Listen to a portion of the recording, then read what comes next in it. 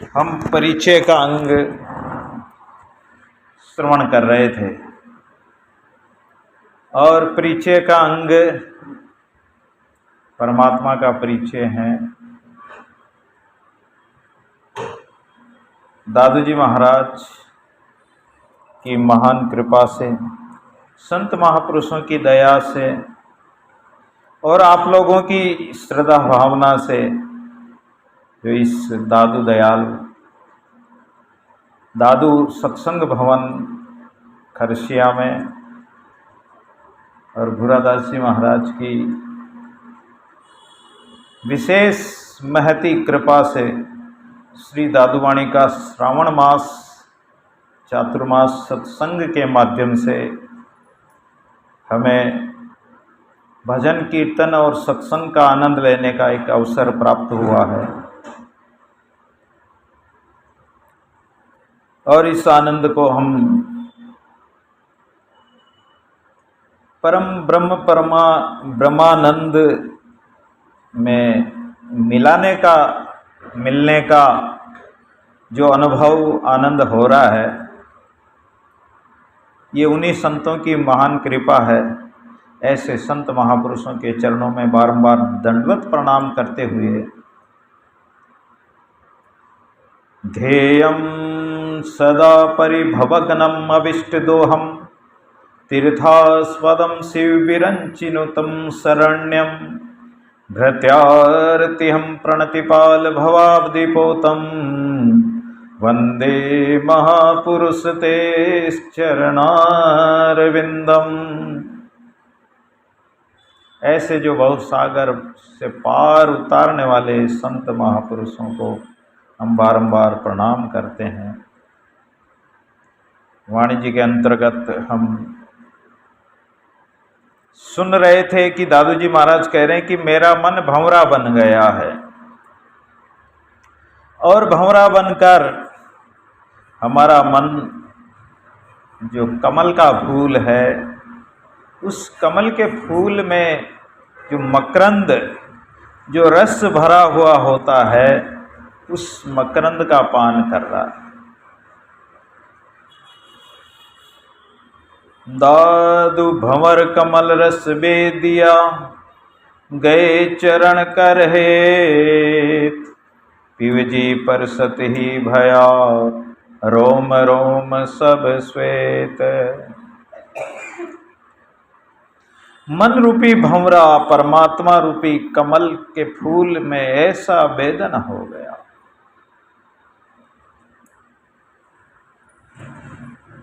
जैसे कोई विरही जन होते हैं और विरह के कारण उसका कलेजा, उसका हृदय, उसका रोम रोम व्याकुल हो उठता है अपने परमात्मा के दर्शन के लिए। ऐसे भंवरा उस रस में ऐसा लुब्धायमान होता है, ऐसा लुभायमान होता है, उस रस प्राप्ति के लिए रात्रि के समय में भंवरा उस कमल में बैठ जाता है, सूर्यास्त हो जाता है। भंवरा बड़ी बड़ी लकड़ियों को काटने की शक्ति रखने वाला है, लकड़ियों में छेद करके लकड़ियों में अंदर बिल बना देता है, छेद बना देता है, आर पार निकल जाता है, इतने उसके ताकत है उसके अंदर। लेकिन उस कमल के फूल की जो पंखुड़ियां हैं, बिल्कुल ऐसी कोमल पंखुड़ियां हैं, उन पंखुड़ियों को भी वो बेधता नहीं है, उनको भी वो काटता नहीं है, उस पंखुड़ियों के अंदर ही बंद हो जाता है। वो इसलिए होता है कि मैं रात भर इस आनंद रस का पान करूँगा और जब प्रातःकाल होता है, हाथी पानी पीने आता है और उस कमल की डंडी को तोड़कर अपनी सूंड में भर लेता है और सूंड में भरकर वो अपने शरीर के ऊपर बैठने वाली मक्खी मच्छर को उड़ाता है हाथी। तो उस कमल की डंडी को भी तोड़कर और सूंड से तोड़कर अपने पीठ पर मारता है और उस कमल के फूल में जो भंवरा बैठा हुआ था, वो भी उस पछाठ से वो भी राम राम हो जाता, राम नाम सत हो जाता है। लेकिन उस कमल के फूल को वो छोड़ना नहीं चाहता, क्योंकि जिसको रस मिल गया, जिसको संसार में रस आता है, तो वो संसार के रस के लिए अपने प्राण भी त्याग देता है, लेकिन उसको नहीं छोड़ता है। जैसे कोई शराब पीने वाला व्यक्ति है और वो पीने का आदी हो गया, कोई अमल खाने वाला आदी हो गया, उसके लिए वो चाहे चोरी करे, लड़ाई झगड़ा करे, चाहे कुछ भी करे, उस नशे की लत को पूरी करने के लिए वो कुछ भी कर सकता है। उसी प्रकार भंवरा जो कमल के फूल का वेदन नहीं कर पाया, अपने प्राण चाहे दे दिए, तो दादू जी महाराज कहते हैं कि हमारा मन रूपी भंवरा भी ऐसे परमात्मा के दर्शनों से, विरह के बाणों से ऐसा वेदन हो गया है, बाणों से बिंद गया है कि उनको छोड़कर कहीं जाना ही नहीं चाहता है। गए चरण कर हेत, परमात्मा के जो शब्द स्पर्श रूप रस गंध, जो परमात्मा इन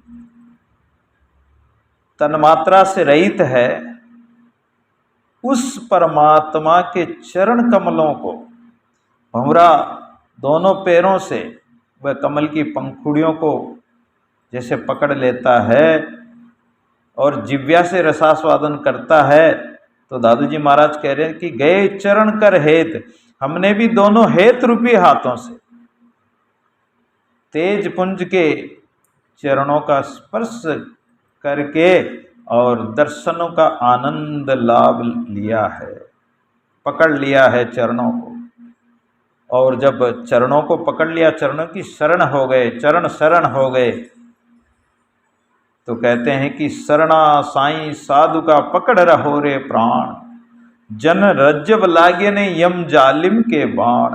काल के बाण नहीं लग सकते हैं, संतों के चरण पकड़ लेने से काल के बाण नहीं लगते हैं। जब हरि के चरण पकड़ लिए, पीवजी परसती ही भया, और जब चरण पकड़ ही लिए, चरणों की शरण हो ही गए, तो परमात्मा का हमें दर्शन मिल गया। जब वहाँ मेरा पिया परमेश्वर मुझे मिल गया, पीवजी परसत ही भया, चरण ग्रहण करते ही, चरणों की शरण जाते ही परसत यानी दर्शन हो गए।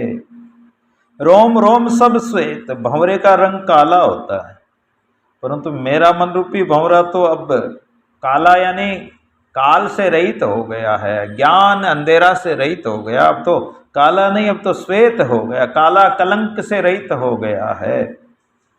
जैसे कोयला होता है और उसको अगर अग्नि में डाल दिया जाए तो वो काला नहीं रहता, वो जलकर और सफ़ेद राख हो जाता है।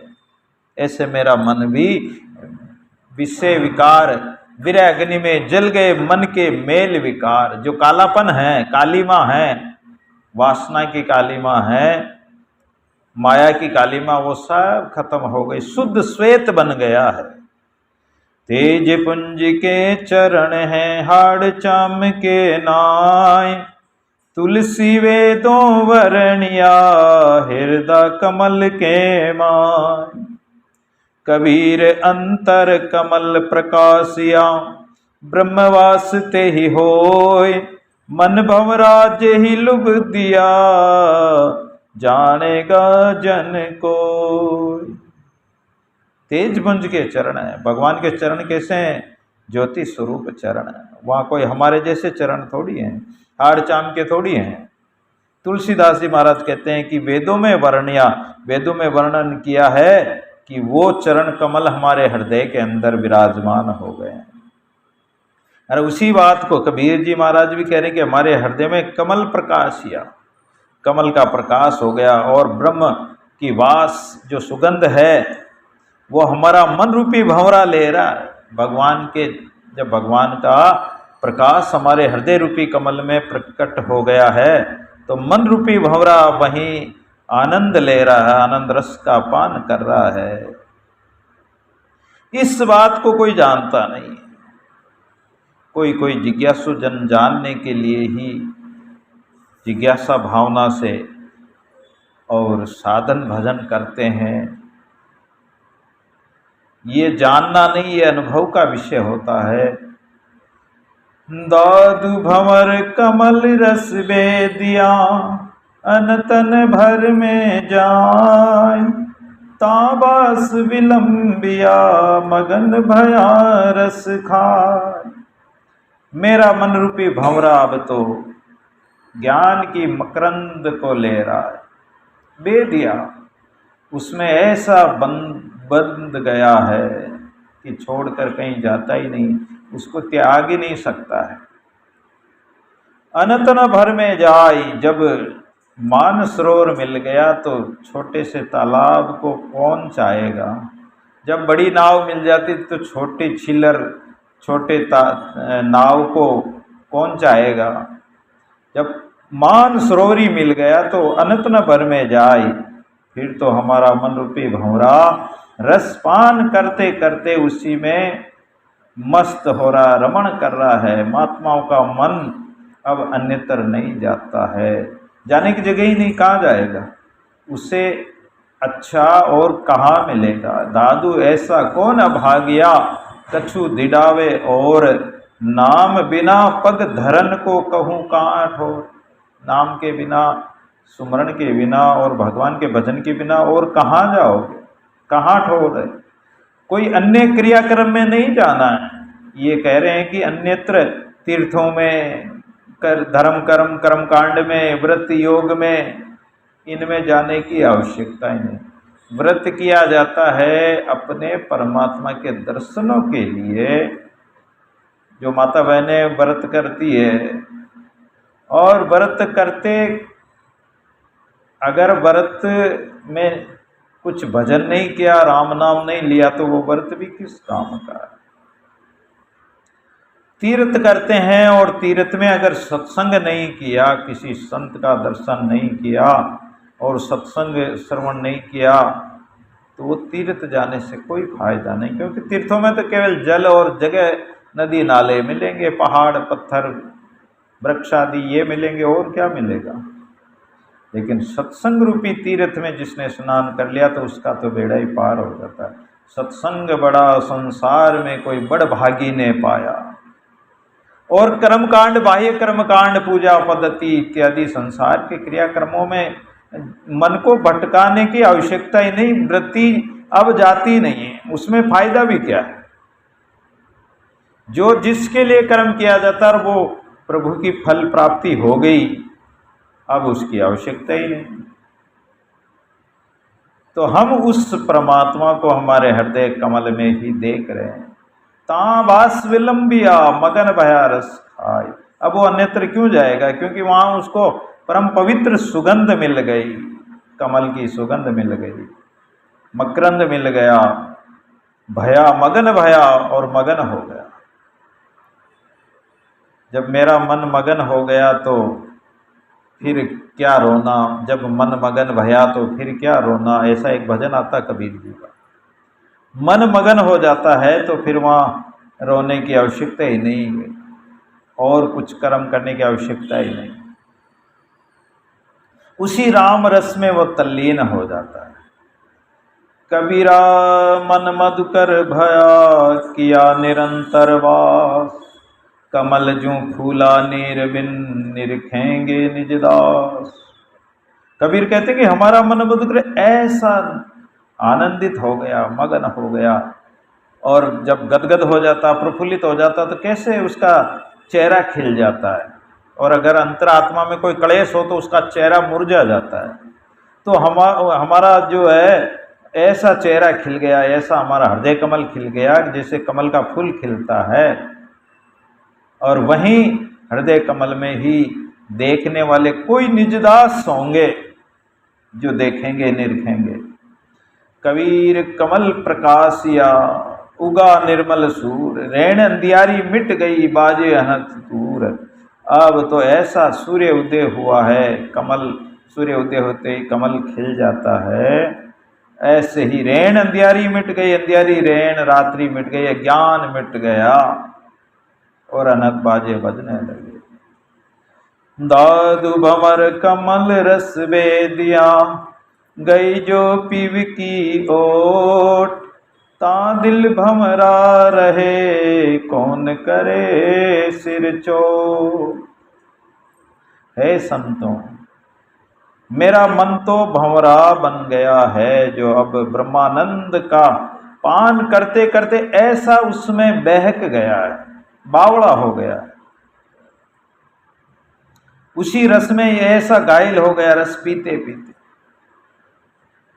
उस जगह को छोड़कर वो कहीं अन्यत्र जाता ही नहीं। गई जो पीव की ओट, कमल की पंखुड़ियों की ओट में वो बैठा रहता है, उसको संसार दिखता ही नहीं और किसी से कुछ लेना ही नहीं। उसने तो ओट ले ली, किसकी ओट ले ली? अविनाशी परमात्मा की ओट ले ली। क्योंकि अविनाशी परमात्मा की जो ओट ले लेता है उसको कोई चोट नहीं लगती है। अविनाशी के आश्रय अजरावर की ओट, दादू सरणे सांच के कदे न लागे चोट। अविनाशी परमात्मा की राम नाम की जिसने ओट ले दी, राम नाम का सहारा जिसने ले लिया, तो यमराज के यमदूतों के काल की चोट जो है उनकी चोट नहीं लग सकती जीव को।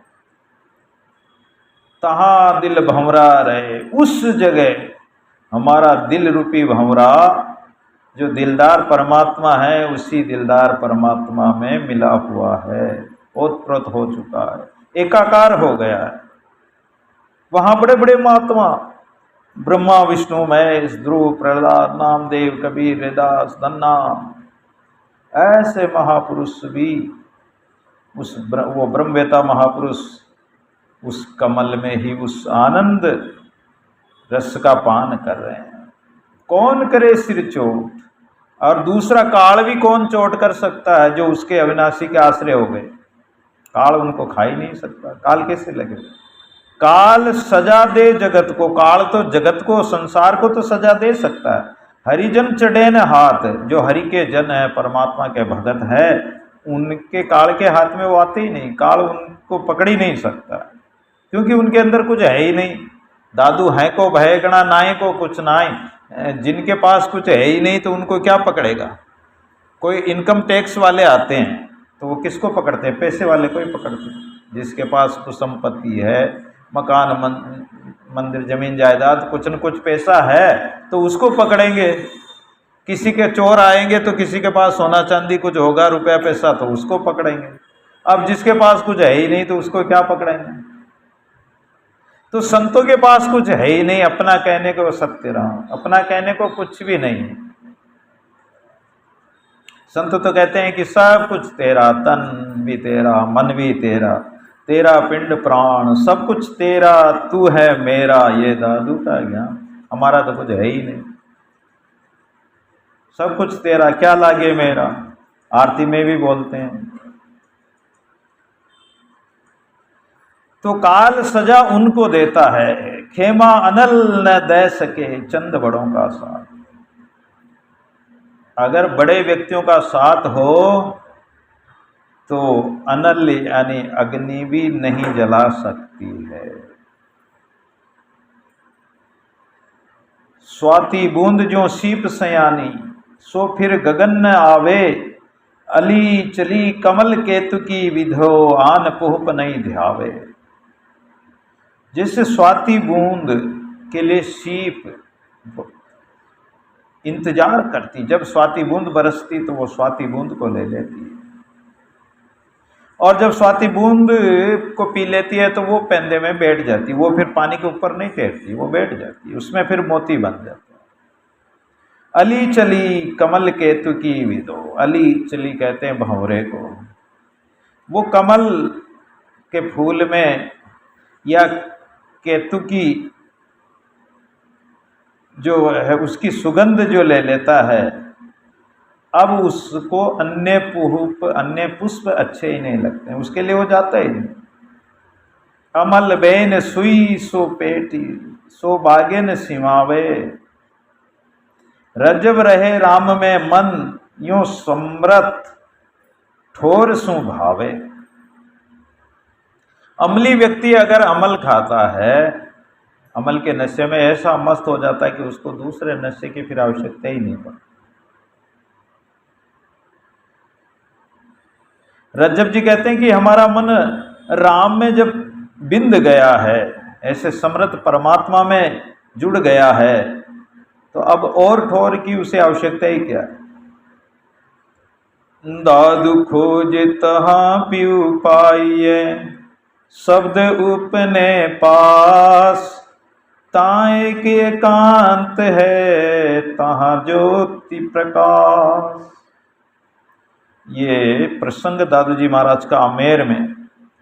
एक चांदाजी नाम के शिष्य दादूजी महाराज के पास आए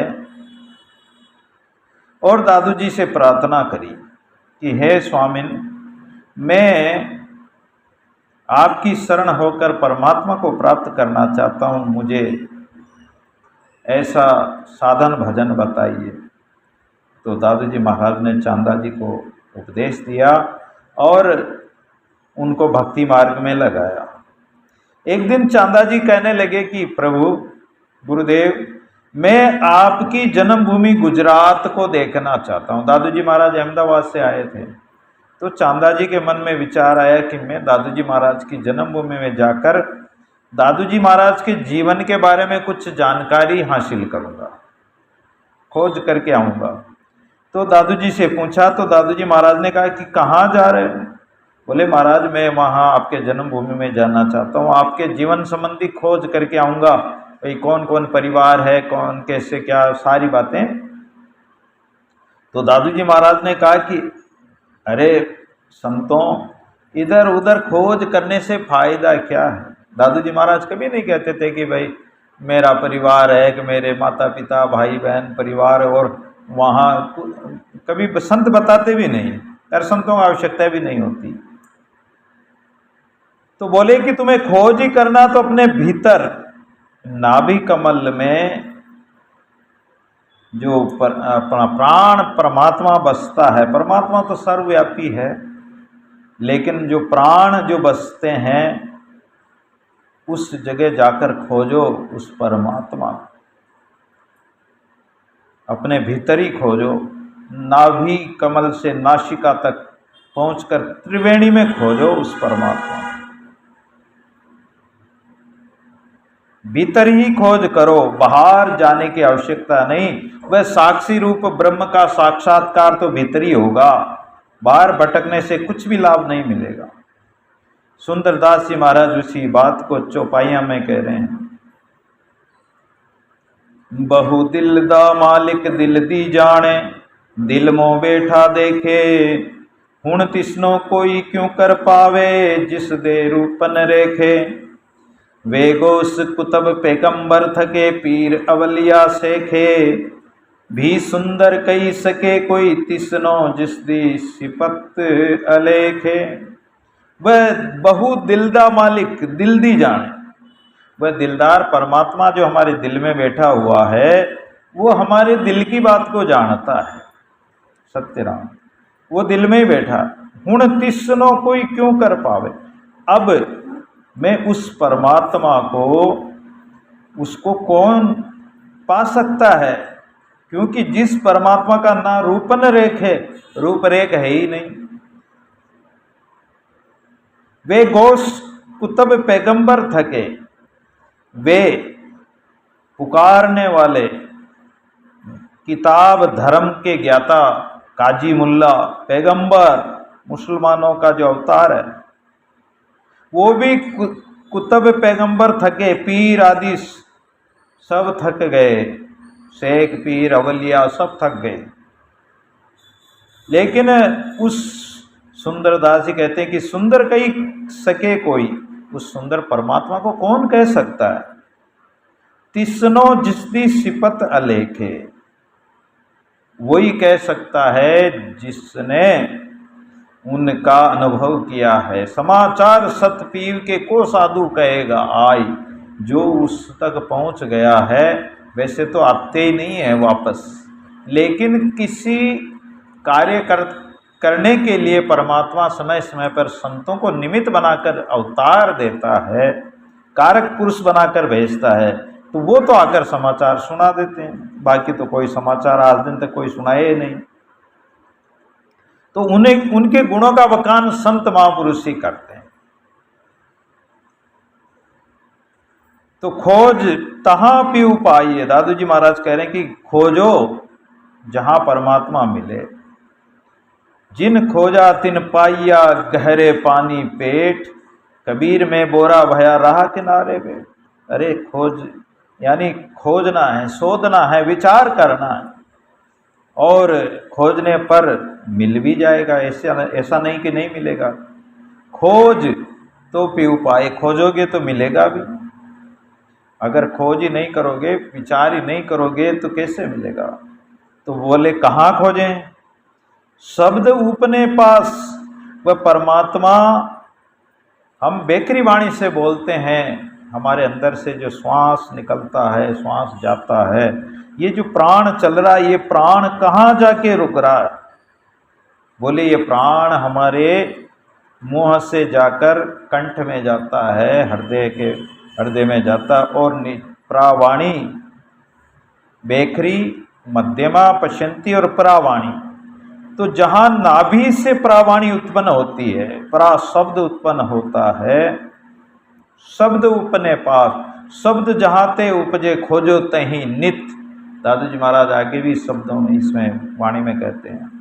तो शब्द कहाँ से उत्पन्न हो रहा? हमारे नाभि से उत्पन्न हो रहा। हम मुंह से नहीं बोल रहे, मुंह से तो केवल आवाज़, जैसे लाउड स्पीकर होता है तो वो आवाज़ को फैला रहा है, लेकिन शब्द तो नाभि से ही, प्राण जहाँ से उठ रहा है वहीं से उत्पन्न हो रहा है। तो परा शब्द उत्पन्न होता है। पवन विचरण करता हुआ हमारे हृदय प्रवेश में प्रवेश आता है, फिर हृदय से कंठ मध्यमा में आता है, फिर मुंह में बेकरी वाणी के द्वारा बोलता है। तो परा, पश्यंती, मध्यमा और बेकरी, ये चार वाणी से उच्चारण किया जाता है परमात्मा का, उस शब्द का उच्चारण किया जाता है। लेकिन बेखरी शब्द में, मुंह में तो शब्द का उच्चारण होता है, कंठ में केवल रंकार होता है, हृदय में केवल विचार होता है, और जब परावाणी है नाभि में, वहाँ तो प्रकाश स्वरूप है, वहाँ तो कोई शब्द, कोई उच्चारण होता ही नहीं। वहाँ तो सुरती से दादू गावे, सुरती सो वाणी बाजे ताल। वहाँ तो सुरती से ही गाना, सुरती से ही बोलना, सुरती से ही भजन करना है। तो ये अंदर की ओर प्रेरणा कर रहे हैं दादू जी महाराज की, वहाँ खोजो जहाँ से शब्द प्रकट होता, वही प्राण है। प्राण बिना ये रसना, जीभ पर शब्द भी नहीं आ सकता, बोल ही नहीं सकते, कैसे बोलेंगे। तन तंबूरा ठाठ ठठ, जीभ तार रही लाग, सुंदर चतुर चेतन बिन कौन बजावे राग। सुंदरदास जी महाराज की वाणी तो दादू जी महाराज की वाणी की टीका है। कह रहे हैं कि ये तंबूरा है, ये शरीर क्या है? तंबूरा, देह तंबूरा। और परमात्मा ने इसको जैसे ठटेरा कोई बर्तन गढ़ देता है, ऐसे इसको गढ़ दिया, और इसमें जीभ तार रही लाग। उस तंबूरे के जो तार होता है, ये जीभ रूपी तार लगा हुआ। लेकिन अगर बजाने वाला नहीं हो तो तंबूरा अपने आप तो बजेगा नहीं, बजाने वाला तो चेतन ही होगा। सुंदर चतुर चेतन बिन कौन बजावे राग। चेतन परमात्मा के बिना, ये जब जीव आत्मा चेतन नहीं होगा तो वो तंबूरे में राग नहीं निकलेगी, उसमें अक्षर नहीं निकलेंगे, स्वर नहीं निकलेंगे। तन तंबूरा तार मन है ये अद्भुत सार, हरि के कर से बज रहा, हरि ही है आवाज। इस तन तंबूरे में हमारा मन तार बन गया, अद्भुत साज परमात्मा ने सजाया है, और इसको बजा भी परमात्मा ही रहा, वो चेतन परमात्मा ही बजा रहा है, और आवाज भी वही है, बोलता भी वही, चला भी वही रहा है। ता एक एकांत है जो उस जगह, कहाँ? जहाँ से वो बजा रहा है, जहाँ बैठा हुआ है, वो सर्वव्यापक है। वो परमात्मा चींटी से लेकर ब्रह्मा पर्यंत एक ही। चींटी में भी वही परमात्मा है, और ब्रह्मा जी में भी, हाथी में भी वही है, वृक्षों में भी वही है, सब में वही परमात्मा है। लेकिन उस परमात्मा को बाहर न खोजो, उसको अंतकरण में, अंतकरण रूपी एकांत में ही खोजो। उसके पास कोई विरला ही पहुंच पाता है, क्योंकि वो अंदर रहता है। अपन बाहर खोजते हैं, वो अंदर बैठा है। जैसे संसार में मिट्टी के घड़े, कुंडे, करवे सब मिट्टी से ही बनते हैं। उन घड़े, कुंडे, करवे इत्यादि सब में मिट्टी है। उसी प्रकार सब बर्तनों में, सब बर्तन माटी के ही हैं। ये शरीर को मिट्टी कहते हैं। क्या तन माजतारे, एक दिन माटी में मिल जाना, माटी में मत रोल रे, अनेक भजन आते हैं। तो ये मिट्टी है, मिट्टी का बना हुआ शरीर 5 तत्वों का बना हुआ है। और इस 5 तत्व के घड़े में वो परमात्मा विराजमान है, उसको अनुभव करना है। ये अनुभव का विषय अन्वय और व्यतिरेक कहा जाता है वेदांत के अनुसार। अन्वय यानी और अवयव है ही नहीं, और कोई चारा है ही नहीं उसको खोजने का, पाने का। जहाँ सुंदरता जग नहीं, जगता सुंदर सत्य। जहाँ पृथ्वी ता घट नहीं, घट जहाँ पृथ्वी नित्य। घट है जहाँ पृथ्वी है। पृथ्वी अधिष्ठान में घट आदि बर्तन नहीं है। अधिष्ठान में कुछ नहीं। अधिष्ठान में तो जैसे मिट्टी अधिष्ठान है, तो उसमें बर्तन आदि नहीं है। अधिष्ठान परमात्मा है, तो उसमें जगत नहीं है। परमात्मा में जगत नहीं है, परमात्मा जगत में है। जैसे दूध के अंदर घी होता है, दूध को गर्म करके जमाने से, मथन करने से घी निकल सकता है, लेकिन उसी घी को वापस कोई दूध नहीं बना सकता, क्योंकि दूध, उसमें घी में दूध नहीं है। दूध में तो घी है, लेकिन घी के अंदर दूध नहीं है। तो ऐसे ही वो परमात्मा में जगत नहीं है। वो जगत में तो है, लेकिन परमात्मा में नहीं, क्योंकि वो निर्लेप है। रहे न्यारा सब करे, काहू लिप्त न होई। वो परमात्मा सब में रहते हुए भी सबसे न्यारा है, निर्लेप है। ता ज्योति प्रकाश, अपने अंदर में ब्रह्म ज्योति का जो प्रकाश हो रहा है, उसको देखना है। नाभि कमल 10 पंखुड़ी, वाणी परा प्रकाश। ता बसे विष्णु जी, समझ सोध हरिदास। हरिदास जी महाराज हुए कोई, तो उन्होंने लिखा कि उस परमात्मा को खोजे तो कहाँ खोजे? बोले नाभि कमल में 10 पंखुड़ियाँ हैं कमल की। योग साधना वाले समझते हैं, इसमें जो चक्रों का वर्णन जानते हैं, 7 चक्र होते हैं। तो जो नाभि कमल है उसमें 10 पंखुड़ियाँ होती है, और वाणी परावाणी प्रकाश, वहीं विष्णु का वास है। क्योंकि नाभि कमल से ही सारे शरीर का पोषण होता है, और विष्णु भगवान ही सारे संसार का पोषण करते हैं, तो विष्णु जी का वास वहीं है। तो कह रहे हैं कि समझ शोध हरिदास, अगर तुम हरि के दास हो तो समझो और शोधो उसको। जहाँ ज्योति कुंडल किरण, नाभि सु आज्ञा प्रकाशे। तिमर हरे तहाँ शशि जरे, मोहन मद विकासे। खट 25 ही पंच जप, उन्मनि ओप अपार। अधर बाल अविगति रत, सुख समाधि ले सार। गगन मगन गोविंद जप, चैन कहे थीर। ध्यान धर अमर लोक अविचल, तहाँ दादू पहुँचे प्रेम घर। हमारे जहाँ नाभि में ज्योति कुंडल किरण, ज्योति जो परमात्मा की ज्योति समाई हुए है, और नाभि सो आज्ञा प्रकाश से तिमर हरे, अज्ञान का हरण हो जाता है। और खट 25 ही पंच जप,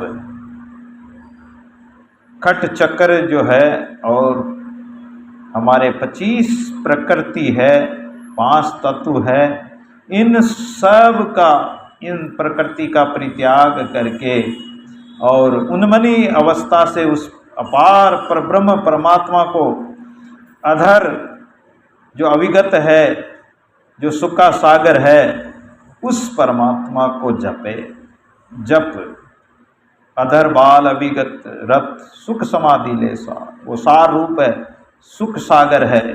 गगन मगन गोविंद जप, और उस शून्य स्वरूप में मगन होके उस गोविंद का जाप कर। चैनदास जी महाराज कहते हैं कि वो अमर अविचल पद है, और उस घर में दादू जी पहुँचे हैं, उस घर के मालिक हैं दादू जी महाराज, उस घर के सदस्य हैं दादू जी महाराज। इसलिए दादू जी महाराज दयाल भी है और ब्रह्म स्वरूप कहलाते हैं। ये वाणी भी ब्रह्म वाणी कहलाती, ये कोई साधारण वाणी नहीं है दादू जी महाराज की।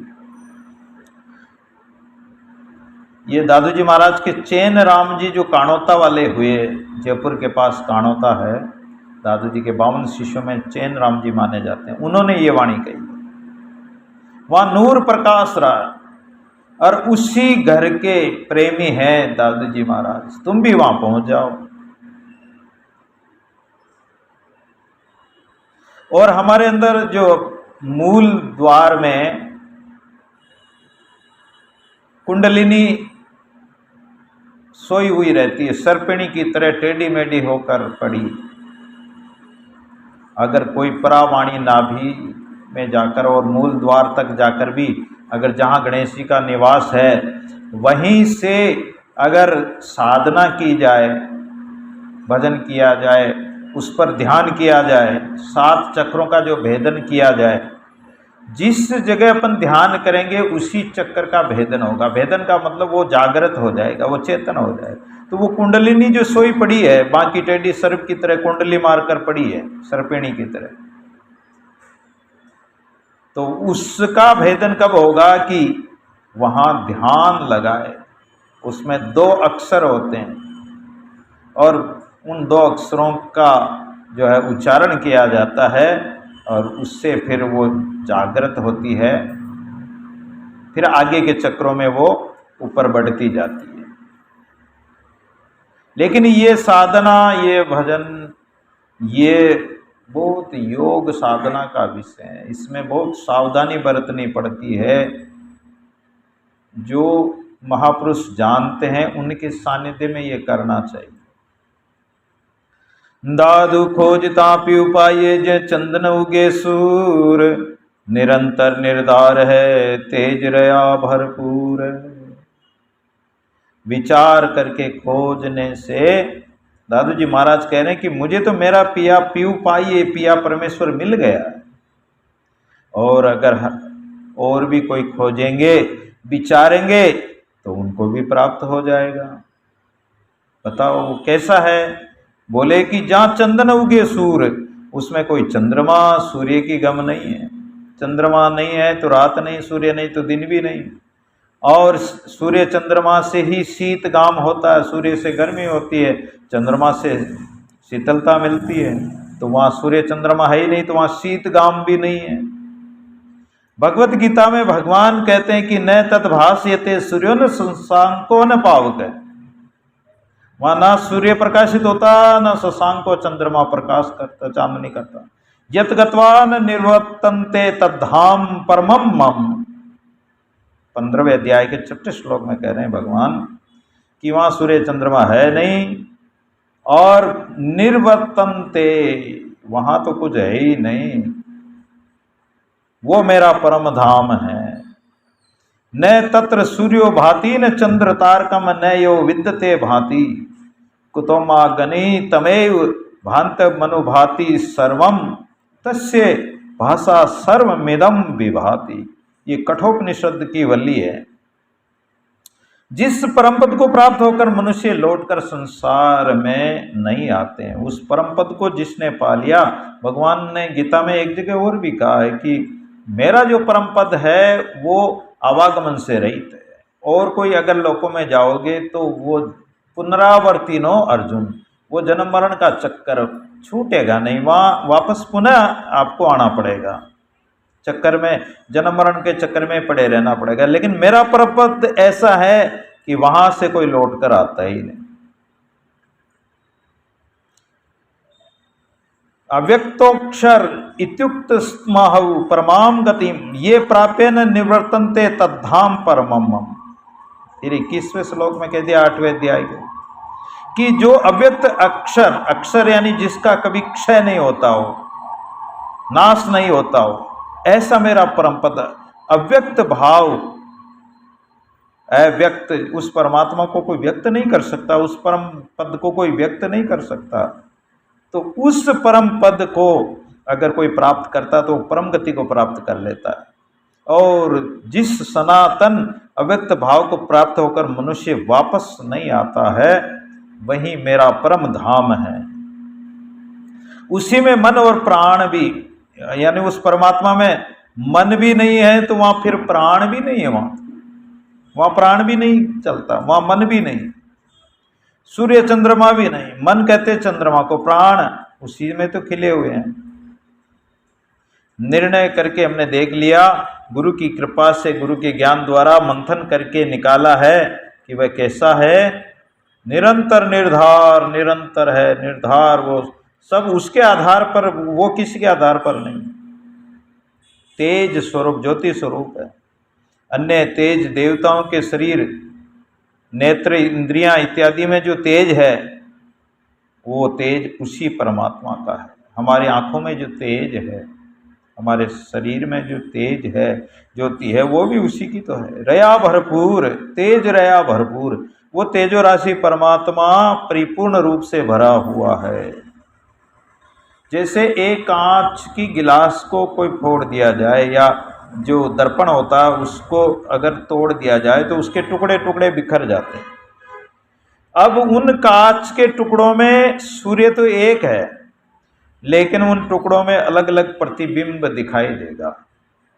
तो ऐसे ही वो परमात्मा है तो एक ही है, लेकिन सबके घट में, सबके बुद्धि में वो परमात्मा दिखाई दे रहा है, उसी का प्रकाश पड़ रहा है, उसी की ज्योति है। दादु खोजता प्यू पाइये, जे बिन जीवा गुण गाय, ते आदि पुरुष अलेख है, सहजे रया समाय। हे सजनों, परमात्मा अपने भीतर ही है, अंदर ही है, वही खोजने से मिलेगा। कबीर जी महाराज कहते हैं कि घूंघट के पट खोल रे, तुझे पिया मिलेंगे। घूंघट के पट खोलो, जो घूंघट लगा रखा, आड़ा पर्दा आ रहा है, वो अब साधना के अभ्यास द्वारा धीरे धीरे नाम जप करे, जिव्या द्वारा उस परमात्मा को रटन करे, गुणगान गाए, तो धीरे धीरे ये अभ्यास से ये साधना हमारे कंठस्थ हो जाती है। जैसे खोदने से जमीन में पानी निकल आता है, ऐसे ही खोजने से परमात्मा भी मिल जाता है। दही मंथन करने से घृत प्राप्त हो जाता है, तिलों में तेल पेलने से, तिलों को पेलने से तेल निकल आता है। तो ऐसे ही उस परमात्मा को खोजने से, विचारने से वो मिल जाएगा। लेकिन वो है कैसा, वहां गुणगान करें तो कैसे करें उसका गुणगान। बोले कि जय बिन जिह्वा गुण गाय, वहां जिव्या की आवश्यकता ही नहीं। जब अपन मुंह से बोलते हैं, जब तक राम राम करते, तो वहां जीव की आवश्यकता है।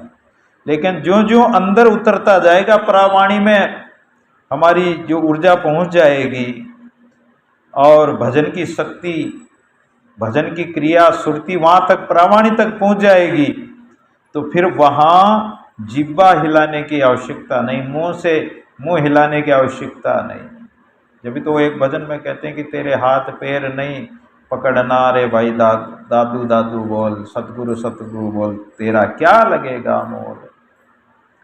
तुझे 10-20 कोस नहीं चलना, तेरे हाथ पैर नहीं पकड़ना, भाई कोई तेरे हाथ पैर पकड़ना नहीं, या कोई भार नहीं उठाना, तेरे सिर भार नहीं धरना, सतगुरु सतगुरु बोल। तो वहाँ तो कोई कुछ भार उठाना ही नहीं है, वहाँ हाथ पैर भी नहीं हिलाना, मुंह भी नहीं हिलाना, जीभ भी नहीं हिलाना, वहाँ जरूरत ही नहीं। वहाँ वाणी का विषय है ही नहीं वो परमात्मा, वो कहने सुनने में आने वाला ही नहीं है।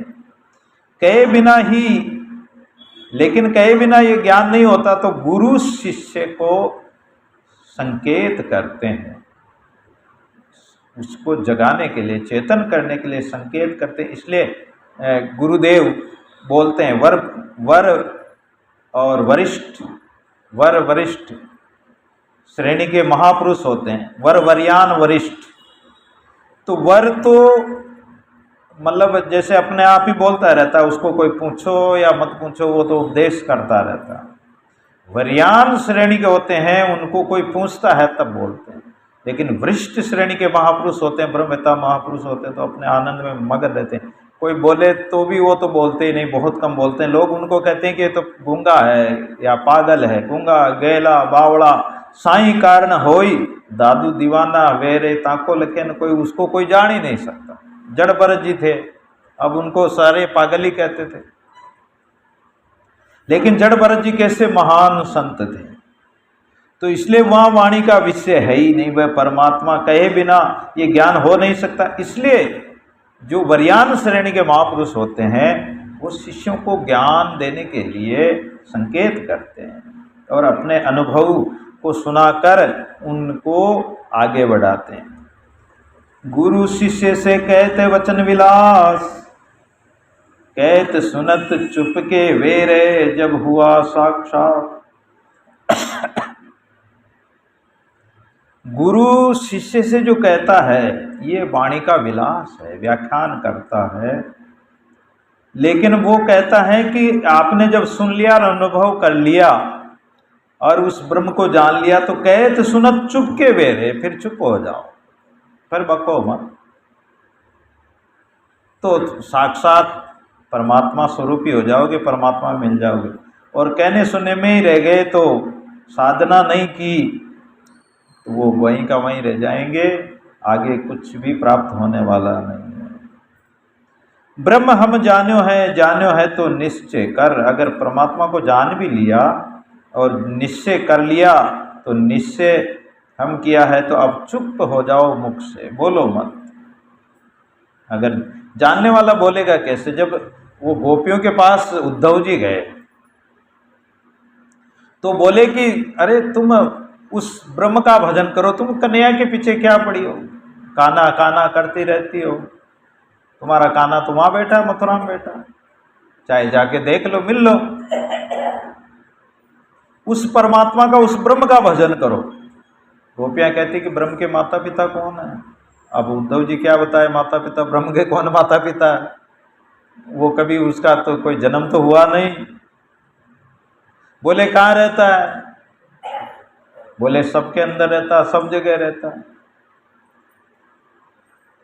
तो उस ब्रह्म को बोले ब्रह्म, जब ब्रह्म स्वरूप हो जाओगे तो फिर कोई आवश्यकता ही नहीं रहेगी, ना कोई काना, ना कोई गोपियाँ, ना कोई कुछ, ना रोना है, ना धोना है, ना शोक है, ना वहाँ कुछ भी नहीं, द्वंद्व है ही नहीं, वहाँ हर शोक कुछ है ही नहीं।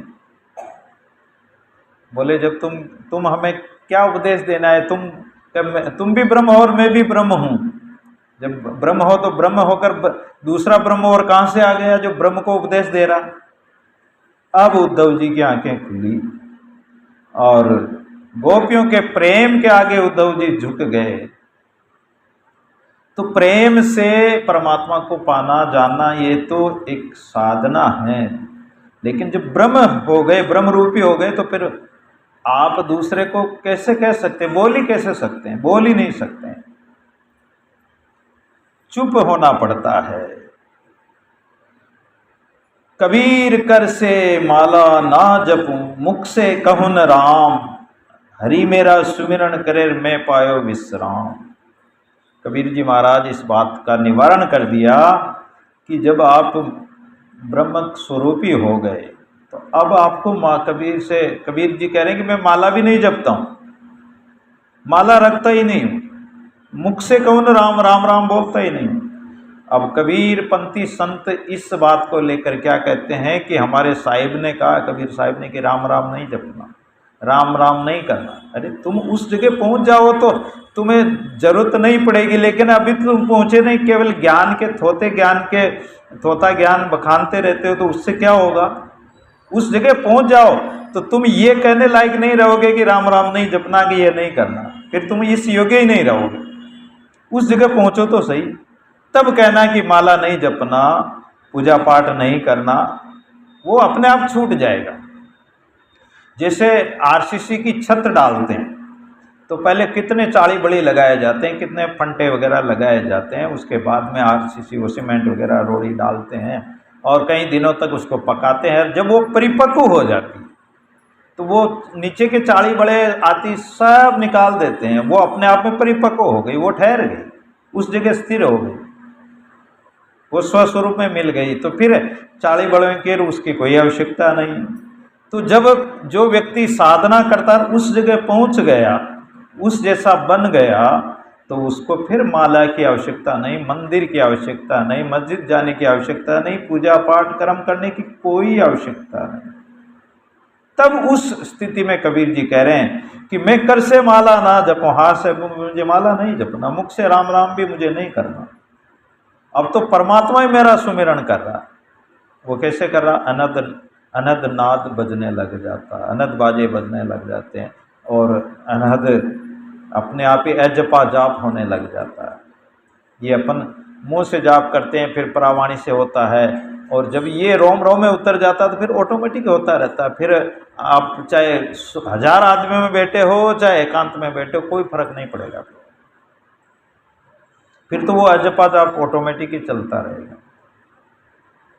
आप बात भी कर रहे हो तो ये आपका अंतर में वही जाप चलता रहेगा, क्योंकि जैसे इंजन को एक बार स्टार्ट कर दिया जाए तो वो चलता रहता है।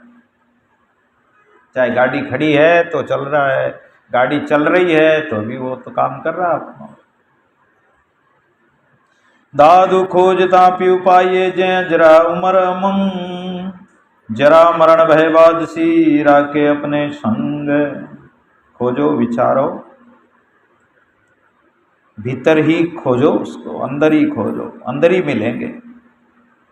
अजरा अमर उमंग, ए जरा जरता नहीं है, मरता नहीं है, जरा मरण से रहित, जन्म सता बुद्धि परिणाम अपक्षय और विनाश, ये शरीर के 6 विकार कहे गए। जन्म होना, जन्म मरण, सता, इसकी सता बनी हुई है, वृद्धि, ये बढ़ता भी है, छोटा बालक होता है बड़ा हो जाता है और बुढ़ापे में वापस सिकुड़ने लगता है। परिणाम अपक्षय विनाश, ये सारी चीजें इस शरीर के गुण है, इसमें व्याप्ति। जन्म काल था, सता ये बैठा हुआ है, वृद्धि बढ़ता है, परिणाम स्थूलता को प्राप्त होता है, अपक्षय फिर जब बुढ़ापा आता तो जो मांस है, कोशिकाएं हैं, ये सब धीरे धीरे सिकुड़ कर वापस वही हड्डियां दिखने लग जाती है, नसें दिखने लग जाती है, अपक्षय घटने लग जाता है और एक दिन इसका विनाश भी हो जाता है। परमात्मा जरा मरण से रहित है, जामन मरण से रहित है, मेरा साहिब सोई। परमात्मा तो जन्म मरण से रहित है, उसमें जरा व्याप्ति नहीं, बुढ़ापा आता ही नहीं। परमात्मा भगवान कृष्ण 125 वर्ष की अवस्था तक रहे इस धरा धाम पर, लेकिन वो 25 साल की अवस्था में रहते थे, इससे आगे बढ़ते ही नहीं, क्योंकि उनमें जरा मरण है ही नहीं। गई वर्ष लो अधिक 25 ताते हम बिन वहीं जगदीशा, अब कर कृपा चलो निज लोका, करत पवित्र हमरे हूँ लोका। देवता आकर प्रार्थना करने लगे कि महाराज आपको 125 वर्ष हो गए, अवतार लिए हुए यादव कुल में, अब तो इस शरीर का परित्याग करके आप तो इसको छोड़कर, धरातल को छोड़कर हमारे लोक में आ जाओ, हम तो आपके बिना उदास बैठे हैं। अब परमात्मा का कोई आना जाना थोड़ी होता, परमात्मा तो लोक हितार्थ भक्तों की इच्छा से गो द्विज ब्राह्मण के लिए, गाय माता के लिए, साधु संतों की रक्षा के लिए परमात्मा अवतार लेकर आ जाता है। भगवान के जो बच्चे थे वो बड़े बड़े हो गए, तो जो रुक्मणी सत्यभामा इत्यादि जो पटरानियां थी, जब उनके बच्चे आते और भगवान आते तो उनको भ्रम हो जाता भगवान को और बच्चों को पहचानने में, क्योंकि भगवान भी बालकों की तरह ही लगते थे।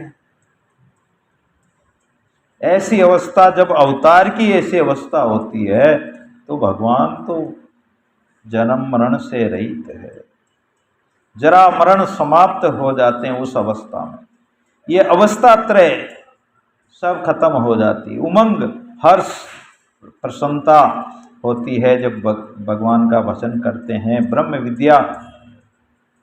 ब्रह्म विद्या सहज भाव से आती है, तब वाणी में प्रकट हो जाती। कई महापुरुषों के मुखारबिंद से वाणी प्रकट हो जाती, वाणी सुनने को मिलती है, उनके मुंह से भजन इत्यादि उनकी मतलब सरस्वती, कहते हैं कि सरस्वती प्रकट हो गई है और वाणी निकलने लगती है उनके मुंह से। जैसे दादू जी महाराज के मुखारबिंद से जो वाणी निकली तो उस वाणी वो ब्रह्म वाणी कहलाती है। अनुभव से जानने से जन्म मरण या जरा मरण सब हट जाते हैं और भय भीति परितास परतोनिष्ठ संभावना आगामी दुखानुसंधान जन्यो मनस उद्वेग है। जो भय है, जन्म मरण का भय है, चोर डाकू का भय, सांप सिंह व्याघ्र का भय है कि हमें मार न दे, हमें कोई खा न जाए, हम मर न जाए, ये भय भी खत्म हो जाता, अभय पद प्राप्ति हो जाती। भाजसी भय भाजसी, अभय को प्राप्त होने पर भय रहेगा ही नहीं, कालादि का काल का भी भय नहीं रहेगा। राखे अपने संग, फिर तो परमात्मा अपने साथ ही रखेगा, और जब साथ ही रखेगा तो फिर डर ही किस बात का है। प्राणाधार परमात्मा ही जैसे साथी संग है, परमात्मा ही मेरे संग है। जैसे मीरा को मारने के लिए राणा ने तलवार उठा ली और बोले कि मैं तेरा सिर काट दूंगा।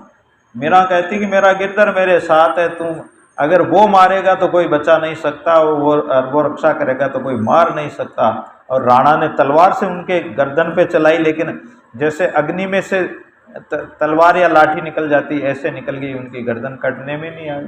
खड़गधार विष ना मरे कोई गुण व्यापे नाय, खड़गधार यानी तलवार की धार से भी कोई मार नहीं सकता है।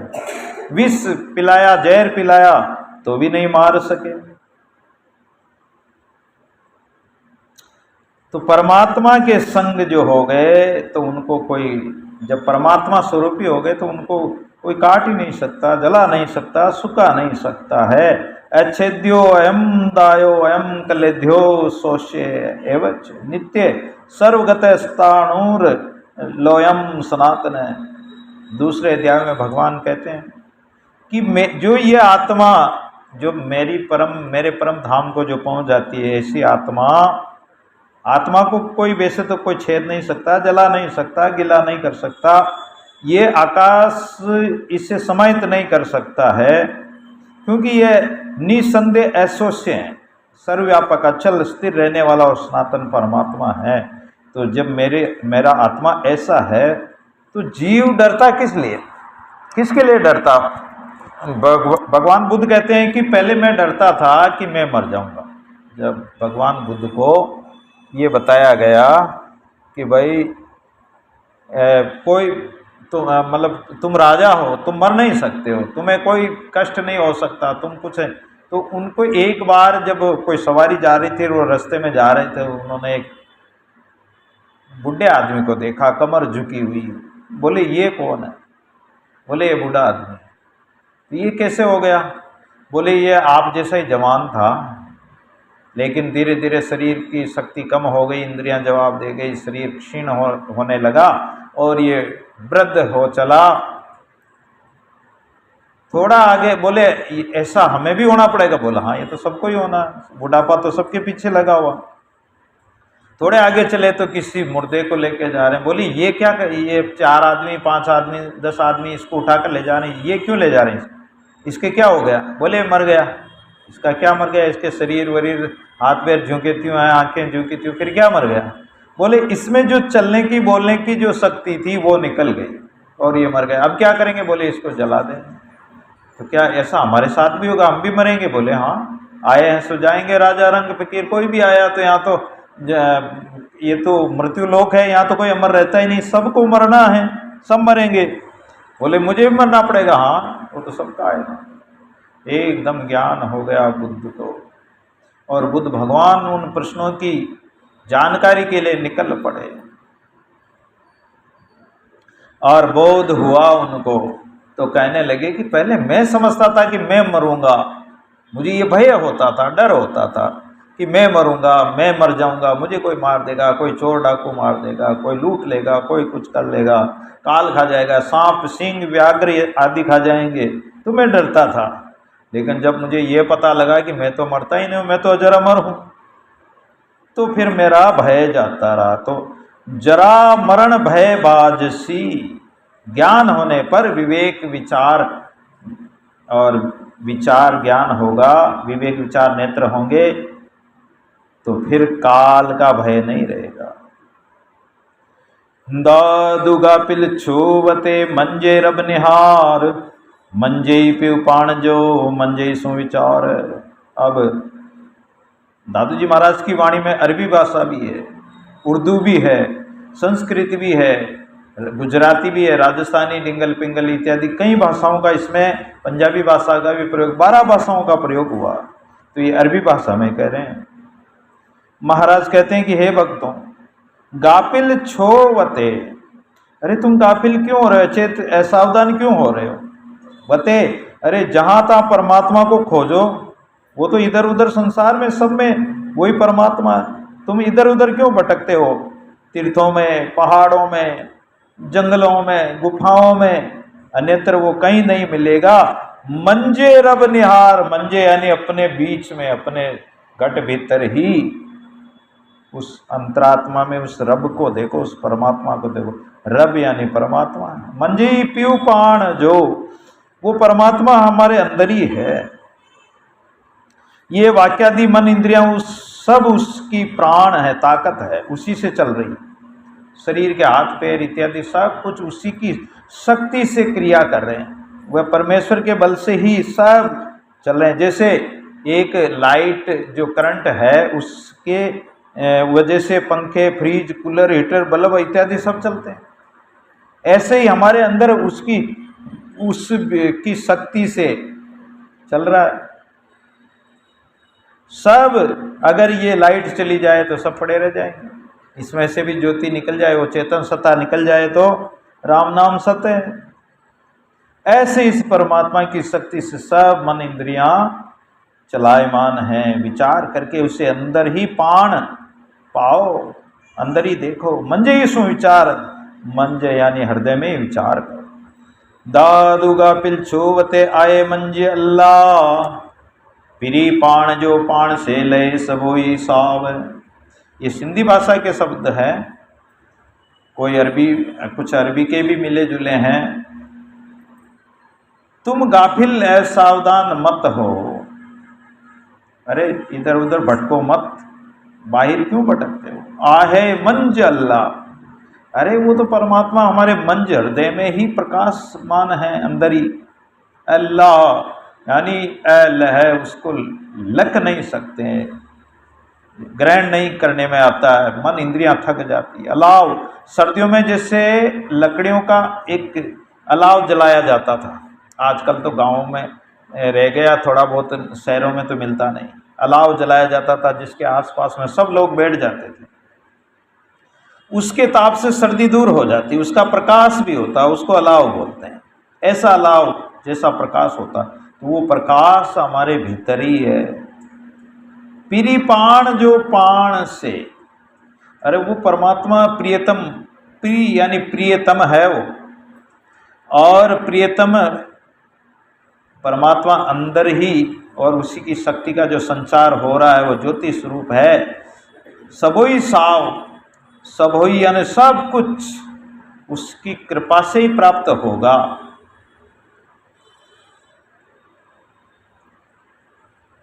दादुगा पिल छोवते आहे मंजी मुकाम, दरगह में दीवान तत्पसे ने बेटो पाण। तुम अचेत होकर इधर उधर दौड़ रहे हो, वृत्ति को स्थिर करो। गाफिल छोवते आहे मंजी मुकाम, उसका मुकाम, उसका जो जगह है वो हमारे हृदय में ही है, अंतःकरण में ही है। जैसे हिरण कस्तूरी के लिए दौड़ता फिरता है कि ये सुगंध कहाँ से आ रही, और जबकि उसकी जो नाभि के अंदर ही कस्तूरी है, वहीं से सुगंध आती है, वो घास में ढूंढता है। तो परमात्मा अपने हृदयांतर में ही निवास कर रहा है, उसकी दरगाह वो अंदर ही है। हो गया टाइम? हो गया? हाँ बस हाँ, आप बता दिया करो। तो दरगाह में, दरबार में, मंदिर में जो देवरा है उसी में उसको ठिकाना मानते हम। तो भाई दरगाह में होगा, कि दरबार में, मंदिर में होगा, देवरे में होगा, लेकिन ये हृदय जैसा देहुरा, देह जैसा देवरा, आत्मा सो देव नहीं, और मन जैसा मंदिर नहीं, हृदय जैसा मंदिर नहीं। तो हृदय मंदिर में ही वो परमात्मा विराजमान है, और उस परमात्मा को हृदय में ही खोजना है। दीवान वह सम्राटों का सम्राट, बादशाहों का बादशाह, शहंशाहों का शहंशाह परमात्मा भीतर ही विराजमान है। बैठो प्राण पसेने बैठो प्राण, उसे तो क्यों नहीं देखता है जो तेरे भीतर ही विराजमान है। आज की वाणी को यहीं विराम देंगे, और दादू जी महाराज जो सत्संग वाणी के माध्यम से हमने श्रवण किया, उस वाणी में जो अमृत भरा हुआ है, अमृत रूपी वाणी है, उसको अंदर ही भीतर ही पाया है हमने। आइए एक भजन के प्रताप से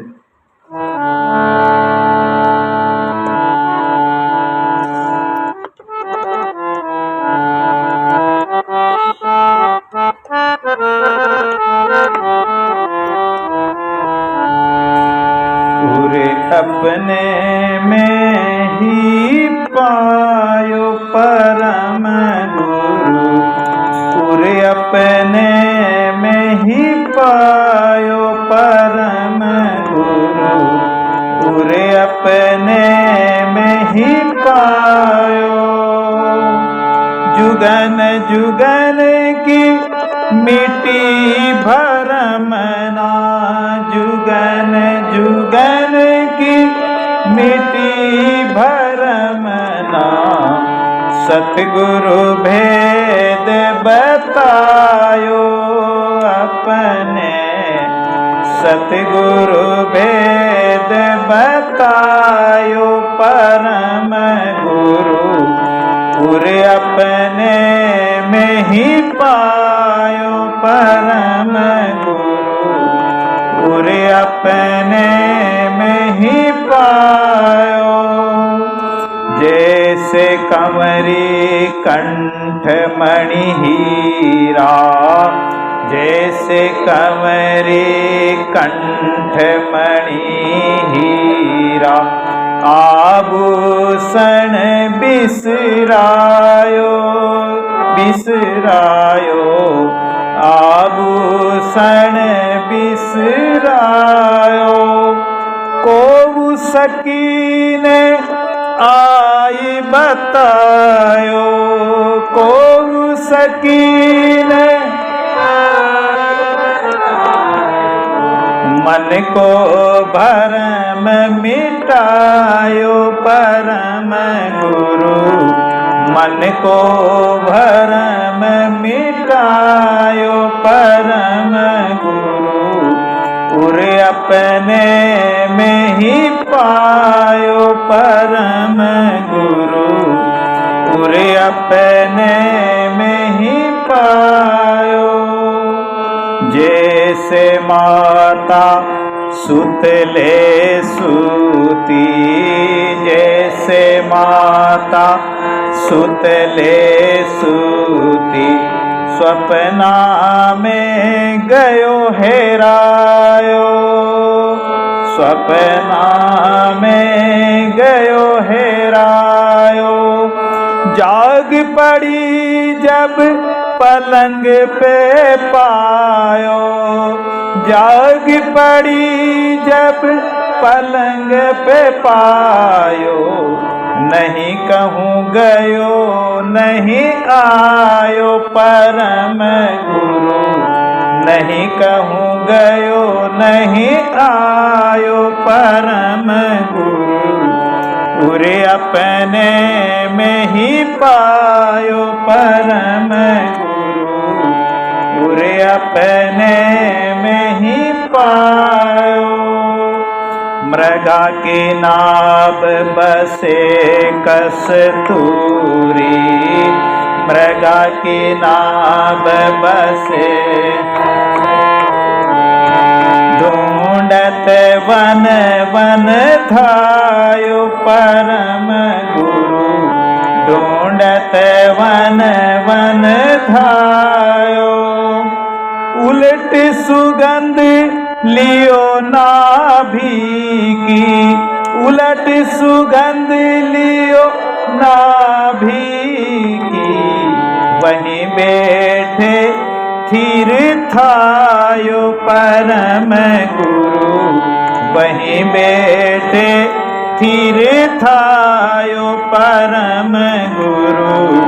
उरे अपने में ही पायो परम गुरु, उरे अपने में ही पायो।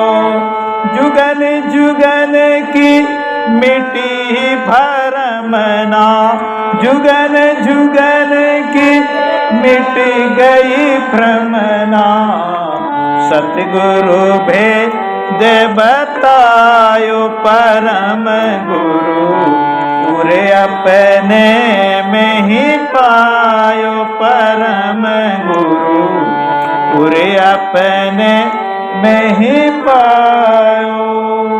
कह कबीर भई गति ऐसी, कह कबीर भई ज्यों गूंगे गुड़ खायो खायो, ज्यों गूंगे गुड़ खायो। सेन करी स्वाद कयो नहीं जावे, सेन करी स्वाद कयो नहीं जावे।